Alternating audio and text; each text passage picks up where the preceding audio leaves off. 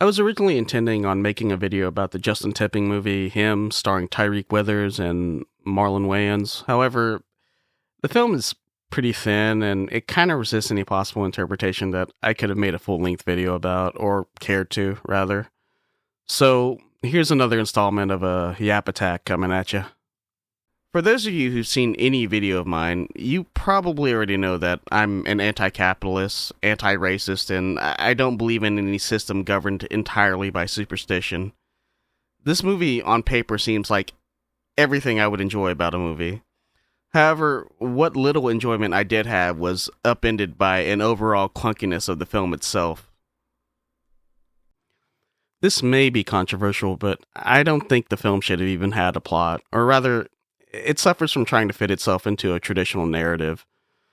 Visually, the movie is hypnotic and intriguing, but every time an actor speaks, there's this sort of labored attempt to articulate stakes or somehow ground it in a way that it doesn't really need to be. What I'm saying is, I would really be interested in this film if it's ever recut. From a visual standpoint, it's just too interesting not to be seen.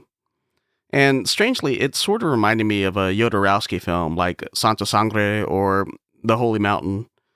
Now, this isn't to say that I think the director and writer Justin Tipping is on par with a master like Alejandro Jodorowsky. However, I do wonder if, left unchecked, without whatever business pressures that exist in filmmaking, if Justin Tipping is capable of producing something that is truly great. From what I can tell from his IMDb page, this was Justin Tipping's first major film release. And I don't know if he'll ever get a second chance to have another wide-release feature like this, given how badly this film's performed, both commercially and critically. But I wouldn't be opposed to seeing what may come next if he continues along the path that he seems set upon. Unfortunately, it's just extremely hard to talk about this movie simply based upon what I believe it wanted to do as opposed to what it actually does. As I stated earlier, there's a lot in the film that masquerades as systemic critiques that just truly aren't. In a weird way, it sort of reminded me of two other films, One Battle After Another and Civil War. Both of these films wrap themselves in very superficial observations about systemic issues, but don't do anything to actually interrogate them. Not because someone like Paul Thomas Anderson or Alex Garland are incapable, but because those movies are not about the things that the audiences wanted them to be about in the first place. These films were personal explorations rather than a comment on society as a whole. For Paul Thomas Anderson in One Battle After Another, it's clearly about his relationship to both blackness and his own whiteness as a white man who is married to a black woman and has black children. For Alex Garland in Civil War, it's better understood as his own sense of self-importance and the culture for quote-unquote daring to make films. And Yeah. I know Alex Garland has done several interviews about Civil War, but I don't buy any of it. He may be using these interviews to espouse his stupid centrist nonsense, but the movie itself is a narcissistic rant about how important he is to humanity as an artist. That being said, I'm probably one of the rare few who actually enjoyed that movie, so... When I was trying to develop an episode around the movie Him, I just found myself getting more and more uninterested because I realized how much I was trying to apply intent and meaning in places that it just didn't exist. Overall, it's just a clunky meditation on the artificial constructs of success and greatness. Everything else in the film that gestures towards exploitative systems like capitalism, religion, or racism are just ornaments, so there really is truly nothing in this film to really drill into, and because of that, I just shelved the initial script and effort, and just got back to living my own life. One of the freedoms of being a low-level YouTuber is that there are truly no stakes to my efforts.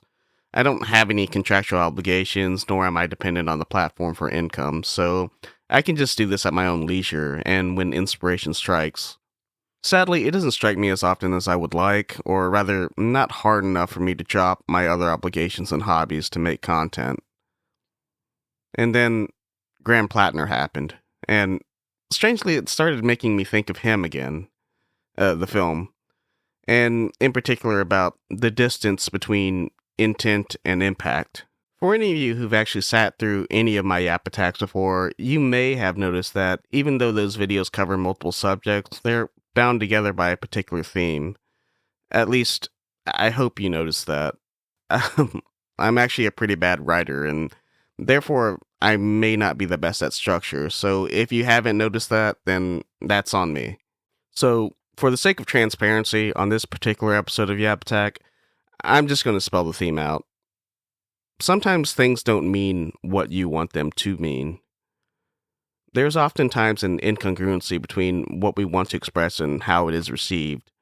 And before I continue, I will say that I don't live in Maine. I can't vote for or against Graham Platner. And unless you're a registered voter in Maine, your feelings are as relevant as mine are on this situation, which is to say, not very relevant at all.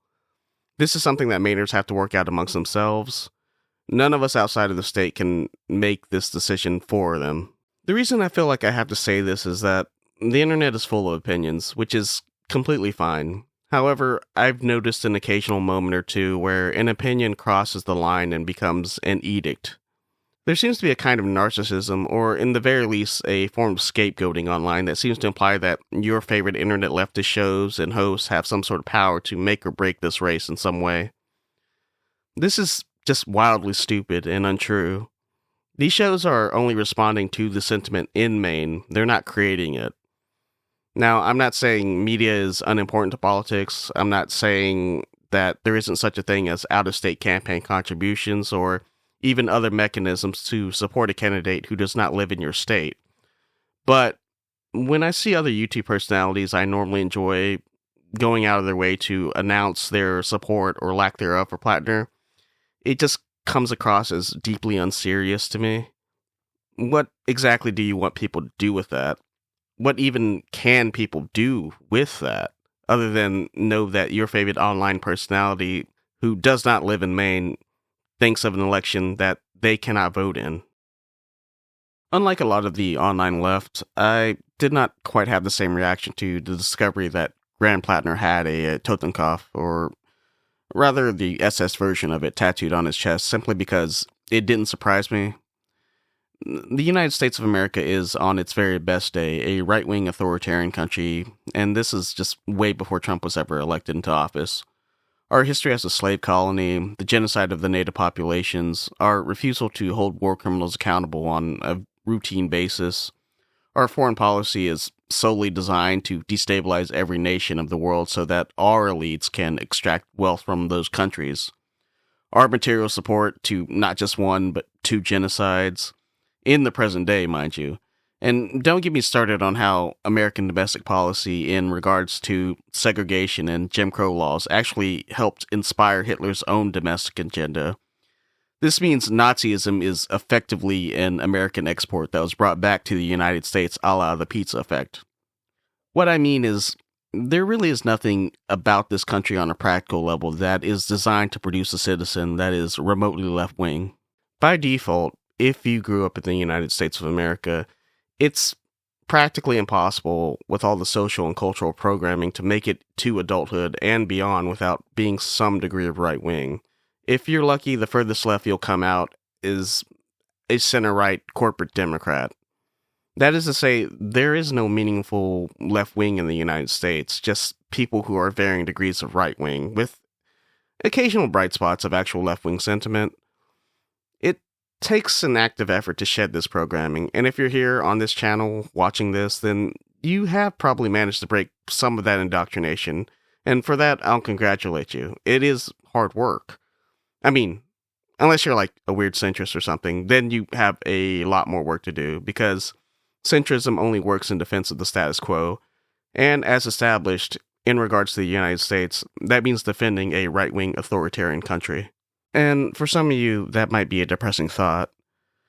After all, as Americans, especially if we consider ourselves more socially liberal, we have a lot of knee-jerk reactions and canned responses filled with flowery language about the alleged egalitarian ideals of our country when called out on the inconsistencies between our stated principles and how we as a country actually function and behave.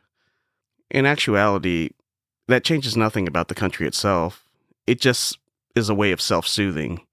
It's something that makes us personally feel better to say that one day America will be all the things that it said it was going to be, while never dealing with how it actually is.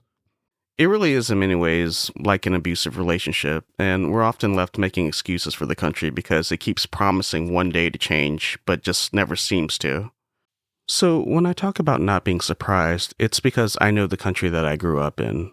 I think most non white people in the United States have a better understanding about the reality of this country than most white Americans because the country and its culture doesn't cater to us in the same way. We aren't fed the same white supremacist myths by its institutions that can be used as an emotional crutch when the United States fails to live up to its promises. Now, this isn't to say that I think white Americans are a problem, because white supremacy hurts white people too. It's a scam. It's designed to pacify the white majority into submission while the few moneyed elite of this country continue to rob and exploit them. White supremacy teaches white people to blame anyone else except for the ruling class when the system fails them. White supremacy prevents white people from engaging critically with the very same system that is not only oppressing people of color, but white people as well. White supremacy actually fools white people into cheering on their own subjugation because the boot on their neck is being worn by someone who kind of looks like them. And now you're probably saying, Futures, I kind of follow, but what does this have to do with Graham Platner? And I guess my answer to that would be, he was undoubtedly right-wing at some point. How could he not be? As Americans, we are all, by default, right-wing. From the very moment you become cognizant of being an American, you are already pushed into a direction that is only a few steps away from being a full-on fascist. And not because of any deeply held beliefs you arrived at through any sort of rigorous study or self-reflection, but because this country automatically launches you toward that trajectory. And if you don't find a way to alter said trajectory by engaging with our American system in a critical way, you will always be a few steps away from being a fascist. Because of this, the American right wing is populated more broadly by two types of people. The first being those who identify as right wing as a matter of principle, and secondly, those who have merely sleepwalked into the position of being right wing because of an inability or unwillingness to question the culture that has shaped them. I would say the majority of Americans who are right wing fall into that second category because of the overarching American culture. Most of them do not even understand that they hold right-wing beliefs because they think they're just being a good American without any deeper thought as to what exactly that means. They do not understand that some of the things they believe or feel are not a matter of common sense or just some mere fact of life, but are actually political positions. That being said, I don't know Graham Platner's personal story. Also, I really don't care for the most part because I don't subscribe to the cult of rugged individualism, nor do I believe in its nearest cousin, the great man of history. These concepts are lazy and diminish the value of societal and cultural contributions that shape the people we happen to remember from the past. People are always a product of the systems in which they exist, and while I may not know Graham Platner personally, I have known several people like him.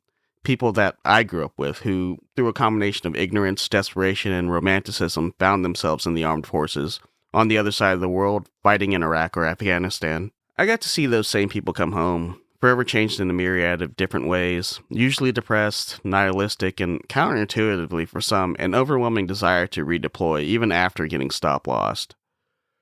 Like a lot of American institutions, the United States military is extremely predatory and coercive. It's designed in such a way that those who are enlisted feel they have no other options, or in the case of those who were stop-lost during the early 2000s, actually removing the options they have as a soldier. Even those who do become jaded and no longer believe in the purpose of their service can still sometimes re-enlist because they feel a sense of guilt and a sense of duty and obligation to those they serve alongside. The military actually knows this, and it preys upon these feelings. In addition to immaterial appeals like patriotism and social dynamics, there are also material conditions like economic despair that those in the armed service are subject to.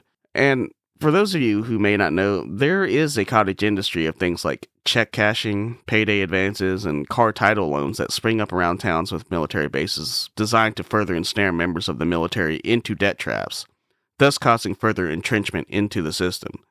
So that, in case patriotism doesn't move a soldier, a variety of economic and social pressures can. Anecdotally, my friends who were in Iraq and Afghanistan that did seek redeployment, even after becoming disillusioned, opted to do so for more immaterial reasons. In particular, one of my friends had said to me once that he actually would have felt more comfortable just dying over there rather than living here in the United States. PTSD is weird and it can make people behave in a variety of self-destructive ways. One would think that trauma would cause one to become intensely averse to the source of said trauma, but this is not always the case, and some people develop this kind of death wish and become intensely attracted to facing the source of the trauma over and over again. I'm not a mental health professional. I can't explain the mechanics of why this is. I just know it exists. And I understand that's of no comfort to all the people around the world who have been placed in the crosshairs of American imperialism, nor will it placate those on the left who see all military service as inexcusable or immoral. That's fine. This is not intended to coddle nor comfort anyone. Yet, I do expect people to face the reality of how our country actually is in terms of its culture and systems, and not retreat into denial or fantasy because of all the promises, propaganda, and apologia that are made on behalf of this country. As I said in a different video, I don't believe in sympathy or forgiveness for people who are actively participating in systems of oppression. Of course, here's where it gets a little more complicated. What even is active participation? Where does one's material conditions and cultural indoctrination end, and where does one's personal agency begin? I don't think I can answer that in a way that has clear-cut lines. This also means that I can't answer that for you, and I don't think I can ever get you to agree to the criteria I have laid out, or vice versa. Even further, what is one to do when someone has committed no crime, or rather no articulable crime capable of being prosecuted? How do we reconcile what may be sanctioned by the state but is not socially acceptable in certain spaces? Being a serviceman doesn't inherently make someone a bad person, but it does make them an active participant in systems of oppression. Certainly, any known harm they cause as a result of some individual action during the course of such participation should be up for scrutiny. However, because such institutions are state-sanctioned, there is no clear path to extract any measure of what some would call justice. The issue is the system itself. It is the font from which all harm flows. The system is what grants license to individuals to perpetuate its existence through any and all means, even morally abhorrent ones. I personally have very few reservations about anyone who is ex-military that finds their way to progressive politics. It certainly doesn't undo the harm of their participation, but simultaneously, they're no longer in a position to participate.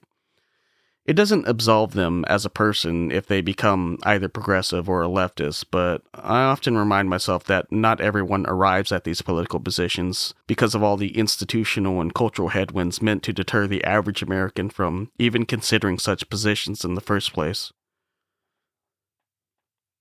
And so, I guess, with that being said, I'll just say a few things about Graham Platner's actual tattoo itself.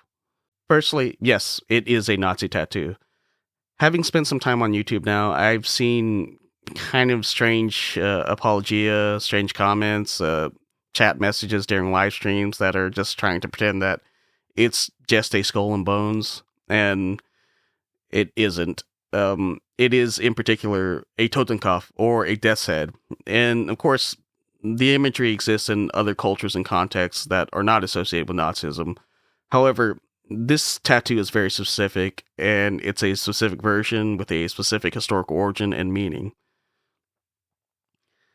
At the same time, he was vetted for tattoos with gang associations and hate symbols as per normal military processing. And from what I know, even after you get entrance into the military, you still have to report tattoos for reasons that are kind of beyond me. I know it exists, though. Why this didn't disqualify him from service is beyond me. I could speculate as to why, and in fact, I wrote an entire thing about how the American military, and militaries in general, co-opt aspects of other cultures that they've been in conflict with frequently just to use as a totem or a trophy. But it was long, and it didn't feel necessary. The most reasonable and less lengthy explanation of this entire thing is incompetence. When the news of the tattoo first hit, suddenly every personality I enjoyed on YouTube became this immediate expert on Nazi iconography, even if they couldn't pronounce what was on Graham Platner's chest. I'm not necessarily accusing any of these YouTubers of faking their expertise. Certainly, when one finds themselves on the left in the United States in particular, it means being paranoid to some degree, or, in the very least, suspicious of the world as those in power try to present it to you. Because, as I said earlier, one doesn't arrive at leftist positions by accident. The level of curiosity that leads one into progressive left-leaning circles can and often does lead to a lot of us trying to understand what may be hidden in plain sight, which usually means being wary of various forms of signaling like dog whistles, symbols, or doublespeak. And unfortunately, I think sometimes we can project onto others what we perceive as basic statements of fact or common knowledge that just don't hold true for the majority of Americans. Particularly if you're from the United States, World War II is pretty bad in terms of how it's taught in schools. I'm sure it varies from school to school and classroom by classroom, but for the most part, if you received a public education in the United States, your understanding of history in general is pretty flawed. From my personal experience, World War II seems like it was taught roughly like this. Hitler was bad. We liberated Jewish people from concentration camps. The Soviet Union and the UK were there too, but they mostly just stood around admiring America's amazingly strong and extremely handsome military. Also, Japan needed to get bombed for reasons that we'll just never elaborate on. The end. And I know I've said this like a million times if you've watched any video of mine, but this kind of is relevant. I did go to a public school in a mostly white, mostly conservative part of the country that could never publicly acknowledge the reason we had the third Monday of every January off, because it would mean having to admit that Martin Luther King Jr. Day was an actual holiday. I imagine this is not particularly unique to the mostly white, mostly conservative parts of the United States, and therefore not particularly unique to a majority of the country as a whole. To speak in depth about World War II and Nazi Germany in certain parts of this country invites way too many uncomfortable comparisons to the American conservative movement at large, so when people say that they either do or don't know what a Totenkopf is, I'm not entirely skeptical. Certainly there are people who are being dishonest about this in either direction, but the state of American education is just so amazingly bad, it's not wholly unbelievable. Now, this isn't an exact science, but given I was born around the same time as Graham Platner, I started to think about what his exposure to Nazi iconography might have been through pop culture. And again, this isn't scientific, and this is probably more of my personal projection, but him and I would have been in our early teens when American History X was released. I know some of you might be saying, hey, Schindler's List came out in 1994, dude, but in terms of films that would appeal to people at our age at that time, prestige cinema like Schindler's List probably would be at the bottom of our list, I feel. Again, this is projection, but I personally was well into my 20s before I was even willing to give the film a watch. In any case, I decided to go back and watch American History X, not end to end. I just scanned through the movie to see if there is even a Totenkopf or Totenkopf, plural, anywhere on the screen. To my dismay, I don't think I found any. There are, however, Death's Head images that are just generic, that are more akin to a Jolly Roger. In general, outside of the swastika, the second most used symbol in the film is either the Nazi variation of the Reichsadler or a Celtic cross. And of course, this doesn't really prove anything, and since the 90s, there has been way more media and mainstream American culture with Nazi symbols that Graham Platner easily could have been exposed to, but I specifically chose this film because I do remember its cultural impact amongst people in my age group and how widespread it was. So I feel extremely confident that he was not immune to this cultural phenomenon in Maine or wherever he was at the time. That being said, certainly the act of getting the tattoo was a personal choice, but so was the act of getting it covered up. Now, depending on where you land, you will ascribe one moral value to getting the tattoo versus covering it up. The truth is, you can't know if either action means what you want it to. All we have is what he said and the subsequent context for how that tattoo was simply allowed to exist on his body and the capacity that it was able to for so long. I'm not really here to convince you, random YouTube leftist media consumer, to feel any sort of way about this in terms of support for or against Graham Platner. I just feel that there has been a failure of systemic analysis and considerations in the online left media that I consume in regards to this episode. Suddenly, it just feels like almost everyone I admire devolved into this sort of neoliberal reactionary without any actual consideration for the context of how and why someone like Graham Platner exists in the time and place he does. Besides, in this time and place, the people who are more amenable, if not outright aligned with Nazism in America, don't even have tattoos. Again, there's a longer sort of explanation that I could provide here, but in short, if you're familiar with the term ghost skin, you should be able to understand what I mean by just that single term. Besides, I'm more threatened by actual behavior than the suspicion of it. However, I would say to those who feel negatively about Graham Platner's candidacy in any way and are actually from Maine, and I want to emphasize that this is for people who are in Maine, who are residents and registered to vote, you do have options. It's clear that the way Platner's message is resonating with the people of your state, there is a statistical probability that there is someone capable of the same messaging and comparable communication skills with less personal baggage. However, I know there are intangibles that may be hard to overcome because humans are not completely rational actors and do often respond more to a messenger rather than the actual message. But if you feel any hesitancy as a liberal or progressive or leftist for supporting Graham Platner, it's never too late to research and advocate for a suitable replacement. My largest gripe about this entire thing is just seeing the counterproductive advocacy. I'm not really one of those people that's like doom saying like, oh, it's tearing the left apart, but I know some people are just being intentionally bad actors in this instance, while some are just stupid. So let's not pay attention to anyone who is just flatly saying that Graham Platner should just drop out without any viable alternative in place. Whether intentional or not, this can only result in a right-wing victory, regardless of what letter the remaining candidates have next to their name.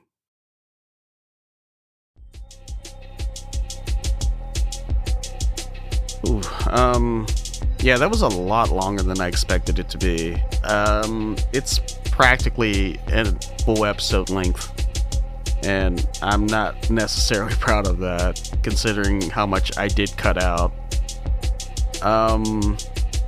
Hopefully next upload will be on an actual movie. Thanks, like and subscribe, I don't know, just do whatever. Bye.